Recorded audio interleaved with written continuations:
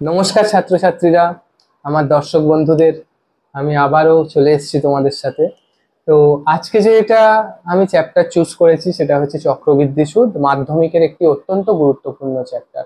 তো প্রতি বছরই দেখা যায় এই চ্যাপ্টার থেকে হয় একটা 5 নাম্বারের বড় কোশ্চেন, না হলে 2 নাম্বারের শর্ট কোশ্চেন, না হলে তোমাদের যেগুলো থাকে এমসিকিউ, ট্রু ফলস বা ফিল ইন দ্য ব্ল্যাঙ্কস, বিভিন্ন ধরনের অঙ্ক কিন্তু এখান থেকে দেওয়ার চান্স থাকে। তো আজকে যে অঙ্কটা নিয়ে আমি আলোচনা করব খুবই গুরুত্বপূর্ণ একটা ধারণা বা কনসেপ্টের অঙ্ক। সেটা হচ্ছে বার্ষিক 10% চক্রবৃদ্ধি সুদের হারে কত বছরে, অর্থাৎ বছরটা কিন্তু দেওয়া নেই, কত বছরে 4,000 টাকা সমূল চক্রবৃদ্ধি 5,324 টাকা হবে। 2 মার্কসের কিন্তু অঙ্ক। এই ধরনের অঙ্ক মাধ্যমিকে তোমরা যদি 10 বছরের কোশ্চেনকে ভালোভাবে অ্যানালিসিস করো, দেখবে অনেকবারেই কিন্তু দিয়েছে।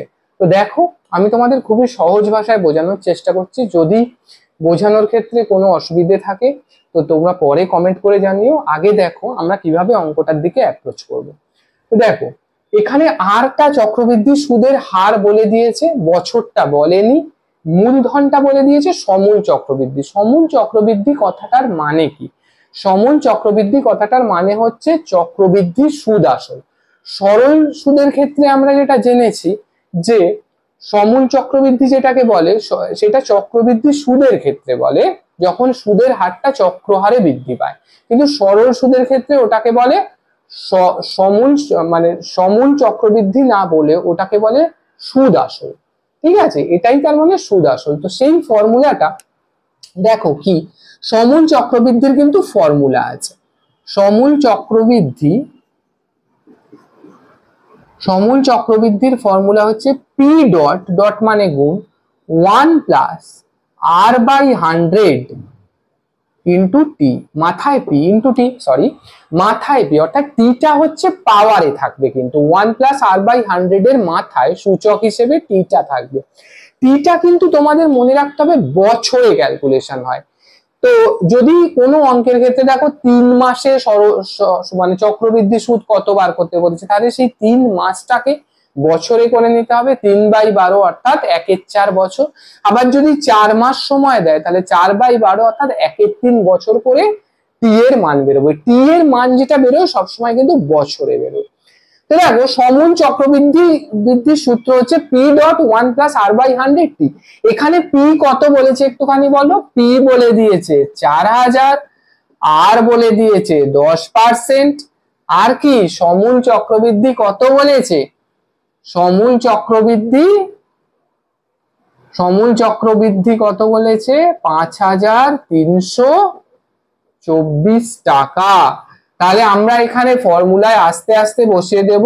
পি মানে 4,000 ডট 1+10/100।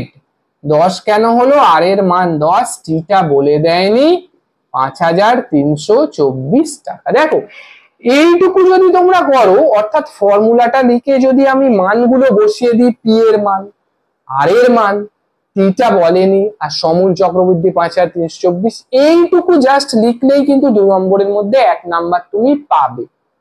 তো এবার দেখো, আমার টিটা বার করতে হবে। তাহলে টি যে রাশিতে আছে সেই রাশিটা আমরা বাঁ দিকে রাখবো, অর্থাৎ 1+100, 10/100, এটার মাথায় টিটাকে বাঁ দিকে রেখে 4,000টাকে আমি ডান দিকে পাঠিয়ে দিলাম। 4,000টা কেন নিচে গেল? বাঁ দিকে দেখো গুণ আছে, তাহলে ডান দিকে গেলে এটা ভাগ হিসেবে যাবে। সমীকরণের নিয়মই তাই। আমি অন্য অন্য ভিডিওতেও সব সময় বলে থাকি যে একটা সমীকরণের রাশিমালা দিক পরিবর্তন করলে চিহ্ন পরিবর্তন করে, পদ্ধতি পরিবর্তন করে। প্লাস থাকলে মাইনাস দেব, মাইনাস থাকলে প্লাস, গুণ থাকলে ভাগ, ভাগ থাকলে গুণ।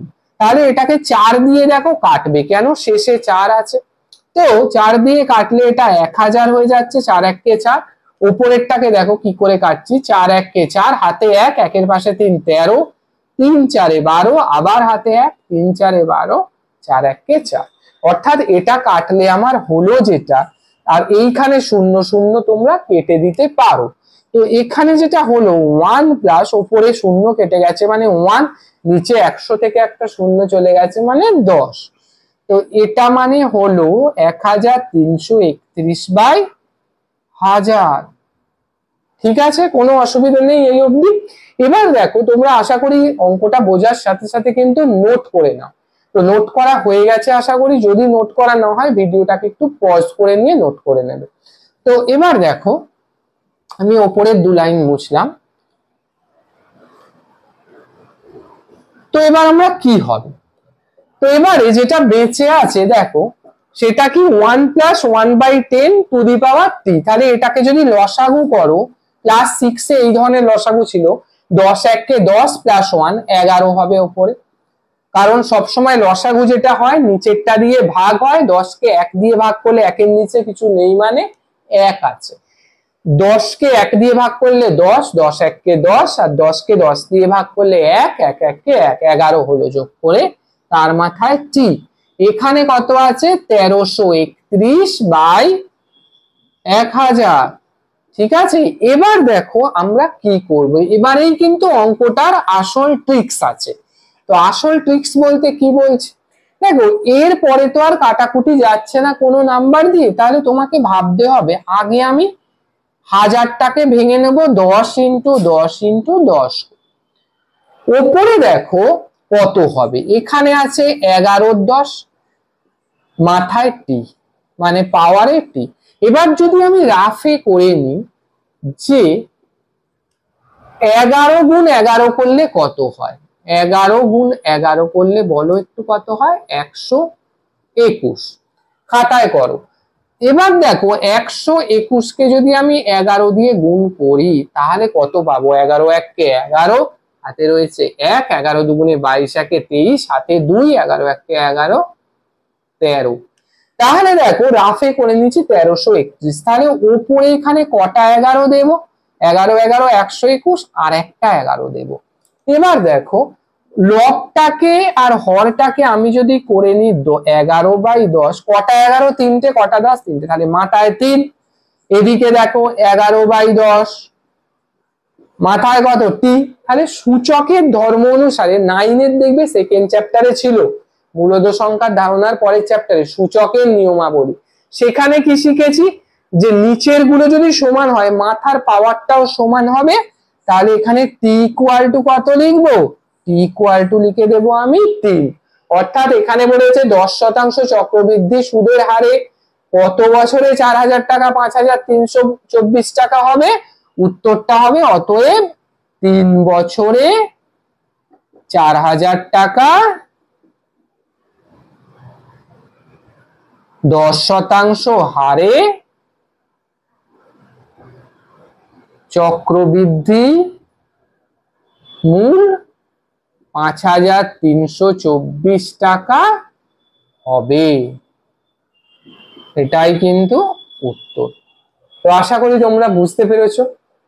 তো এই ধরনের অনেক অঙ্ক টেস্ট পেপারে পাবে, বইতেও পাবে এবং বিভিন্ন কোশ্চেন ব্যাংকে পাবে। প্র্যাকটিস করবে, যদি কোনো অসুবিধে থাকে কমেন্ট করবে, আমি সেই কমেন্টের উত্তর দেওয়ার চেষ্টা করব।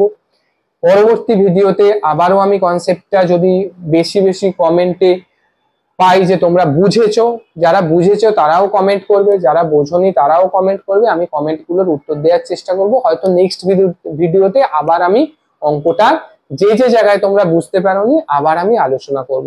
তো তোমাদের যদি ভিডিওটা ভালো লেগে থাকে বন্ধুদেরও শেয়ার করবে এবং চ্যানেলটা সাবস্ক্রাইব করবে, যাতে করে আমার এই প্রচেষ্টা যে তোমাদেরই জন্য তোমরা যদি ভালো একটু নাম্বার পাও সেটা কিন্তু আমার পক্ষে সব থেকে বড় উপহার।